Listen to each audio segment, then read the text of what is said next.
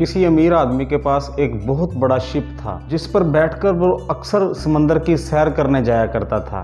एक दिन जब वो साहले समंदर पर पहुंचा तो उसने एक फिशरमैन को देखा जो अपनी बोट में बड़े आराम से लेटा हुआ था। उस आदमी ने पूछा कि तुम मछलियां क्यों नहीं पकड़ रहे, इधर आराम से लेटे हुए हो। तो उसने कहा कि मैंने आज के दिन की मछलियां पकड़ ली हैं।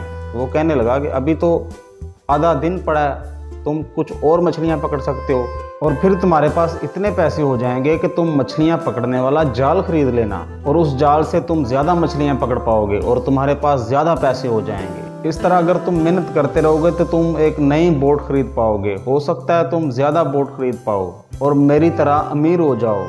तो फिशरमैन ने पूछा फिर उसने कहा कि फिर तुम अपनी ज़िंदगी को एंजॉय कर पाओगे, अपनी मर्ज़ी से अपनी ज़िंदगी गुजार पाओगे, एंजॉय की ज़िंदगी गुजार पाओगे।